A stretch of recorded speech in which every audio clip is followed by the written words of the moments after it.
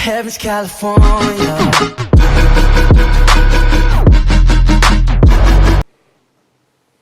Hey guys, today I'm going to be reacting to a Mr. Nightmare video. I don't know what it's called because when I downloaded it, for some reason it is saying, buy Mr. Nightmare merchandise. That's what it's called in this video.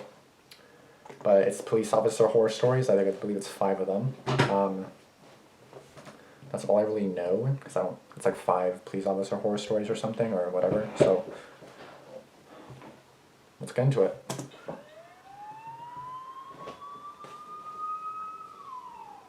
This should be interesting, and I'll let you know in the end why, if I remember. My partner and I got a breaking and entering call late one Friday night. I'd never responded to a call like that before, but it sounded serious. A young woman was home alone and heard footsteps downstairs, but when she was on the 911 call, the call was cut before she could give her location in the house.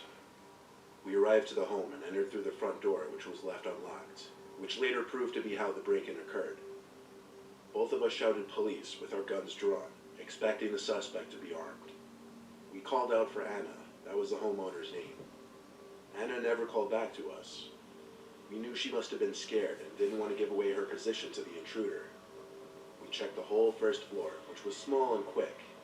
There didn't appear to be a basement. A door shutting upstairs drew my partner and I's attention. I led the way upstairs. All the doors had been shut, so I couldn't really tell which door I had just heard. I told my partner to check that one while I checked this one. I turned the doorknob and kicked the door open, immediately lifting my gun into the air. It was a dark, empty room. Oh no. I heard breathing in this room, though. It sounded like a woman's breathing. I looked at the closet door, which was slid slightly open, and I saw half a face, mostly someone's eye, peeking through the opening. Resting assured it was Anna, I lowered my gun and said, "Anna, it's okay, you can come out." But she didn't, and the breathing quieted. Then my partner in the next room over called, "Jason, I found her." My feeling in that room suddenly went from at ease to ready to throw up. I raised my gun again and yelled, "Come out of the closet." They did not obey, so I called my partner into the room. To help. He turned on the light, and we opened the closet together to see this disheveled, drugged-out woman holding one of Anna's kitchen knives. With 2 guns pointed at her, she dropped the knife and we brought her into the precinct. Jesus. Thank God I was stationed in a safer area of town the next year. I haven't gotten any breaking and entering calls since then. Wow. Yeah, being a police officer is terrifying. As a state trooper for 15 years, I've experienced my share of close calls and uncomfortable situations. This happened over a decade ago when I was still relatively new to the job. I was on night patrol on an interstate about 2:30 a.m. I usually had my car parked near a bush to hide myself from view from oncoming speeding cars. But at this hour, I didn't really try to hide too much. I was moving my car and pulled into a gas station that sat on the side of the interstate. Okay. It was closed, not because it was late, but rather it was temporarily out of service. I noticed 2 cars parked in the lot next to each other. There was nothing immediately suspicious about this, but I kept my eye out just because strange things happen at this hour. I parked my car in a way that I could watch the interstate as well as these 2 parked cars. I realized that I didn't see anyone in either of those cars, though. Now this was quite suspicious. The station was closed and there were no workers here.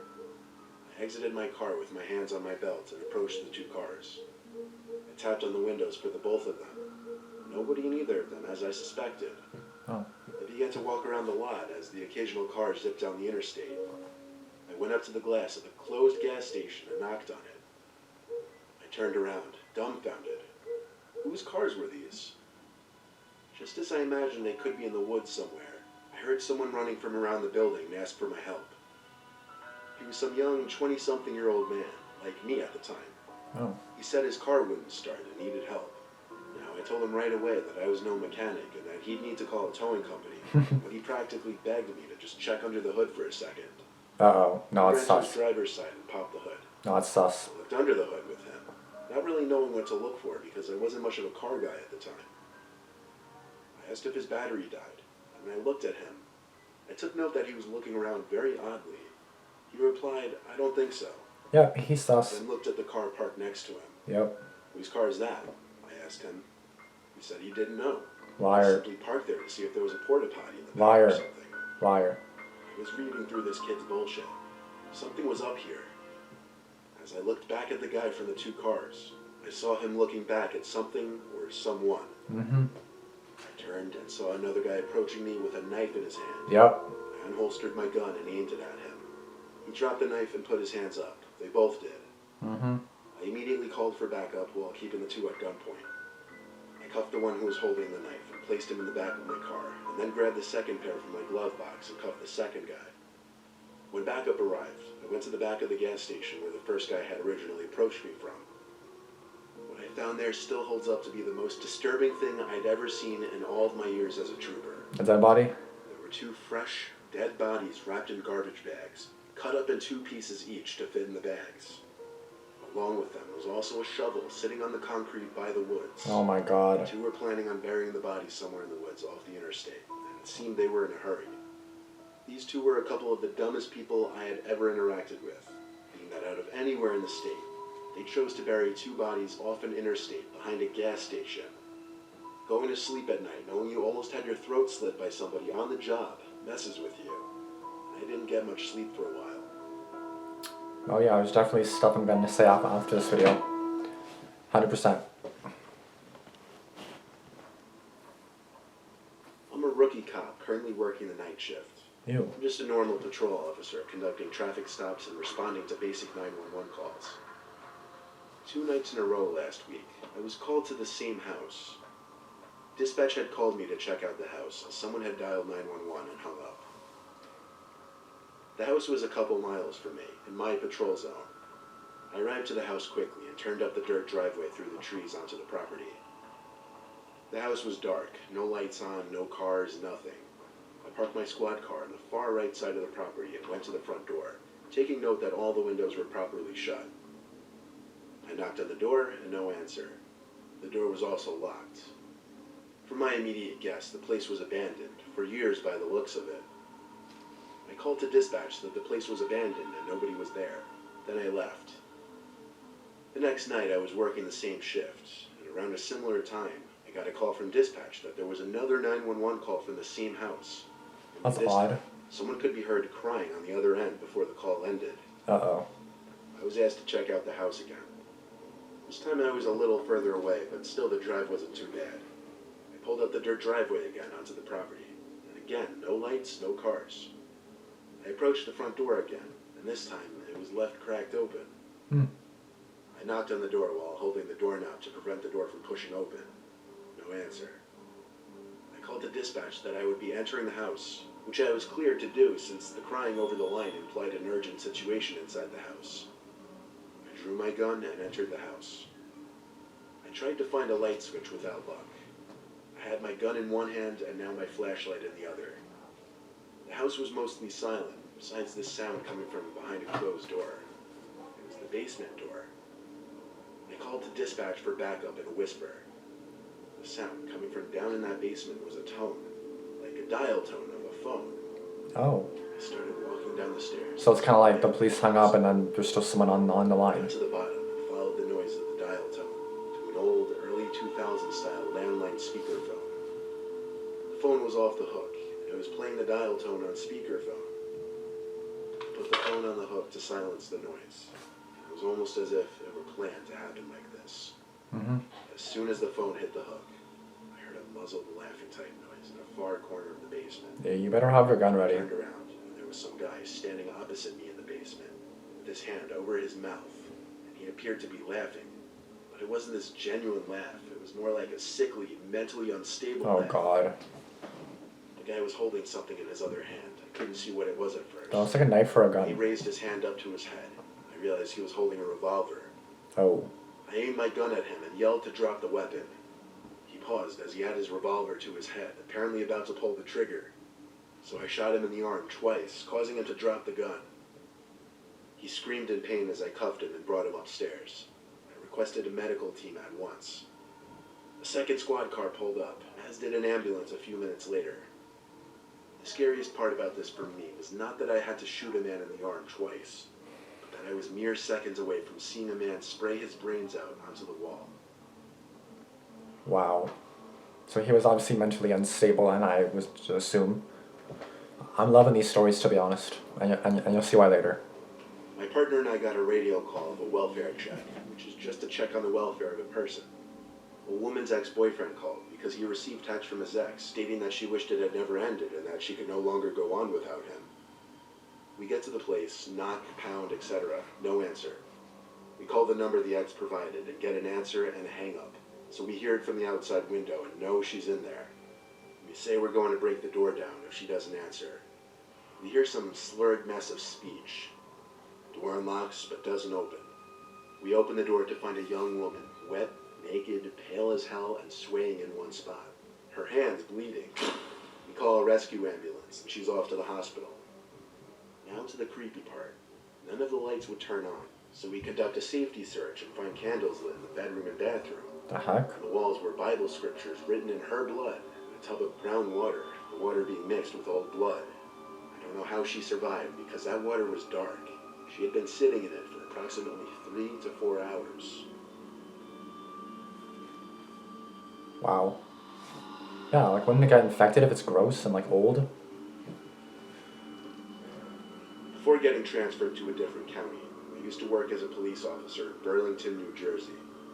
Burlington is not a safe place. They say that crime there is 88% higher than the rest of Jersey.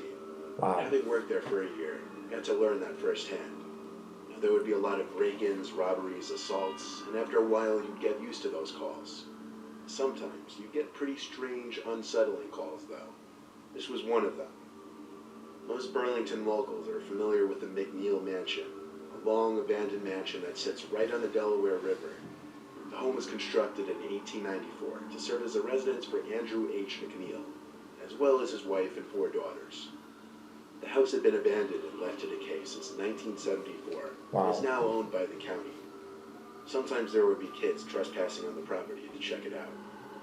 Sometime past midnight, I was told over the radio by dispatch to investigate the property, as there was a report by a neighboring house that there were some people seen hopping the fence to the property.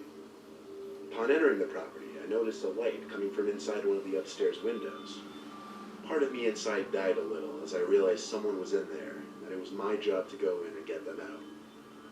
I requested backup into my radio and stated I would be entering the mansion to pursue a trespasser.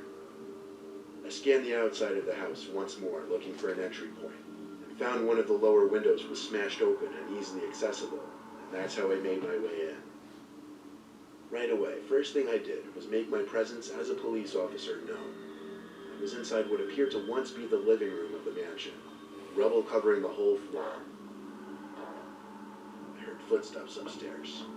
I shouted again, expecting them to come down the stairs. When they didn't, that meant it was my job to come up. I went up the stairway and started walking around. That's like a nasty ass house. There's no way to What's hide abandoned, myself right? with all the litter and rubble on the ground. I heard something fall in a nearby room. Is this like a real body cam video? Fear really started to kick in. At this point, I had my hand on my gun holster, ready to react. Though let me tell you, having a gun doesn't make you feel invincible.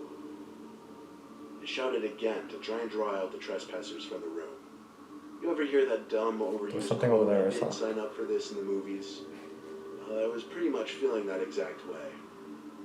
I stepped into the room that I thought was where the noise had echoed from. It was some small, weird room with a bunch of windows with blurred glass film. There was a sliding closet door open about 3/4. That's so I had to creepy. go in there. That's so creepy. I would not like I that. took out my pepper spray and gave one more warning that I was a police officer before yanking the closet open fully. It was empty. This made no sense. I looked around the room, and the windows. It looked to an outside deck, and there was someone standing behind one of them. Oh shit, okay. I couldn't see anything about their features other than the outline of their body. Is there I two? realized there were people at the other windows too. Yeah, see? Maybe they were all looking at me through the window film. It's so creepy. Such a ghostly appearance they gave, like a picture from a kid's horror novel. I found the door to that deck in an adjacent room. When I stepped out, the 3 figures standing at the windows were gone. I didn't see any other way off the deck besides the door I came out through. I saw the flashing lights of a police car through a bunch of trees, parked on the same lot as me. Is there a backup Another arrived? officer announced his and his partner's arrival to me over the radio. I met the officers outside the house and pointed up at the deck where I saw 3 people standing.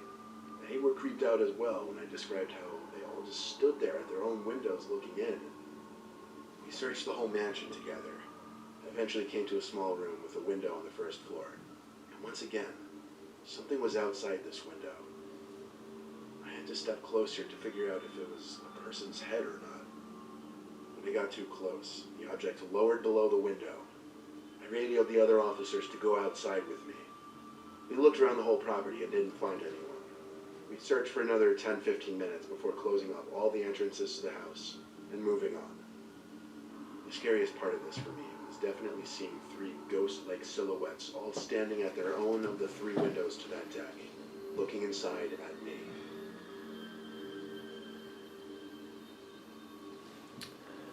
Alright, that was definitely a really good video. So I never really watched police videos or anything like that, or any kind of like videos like this.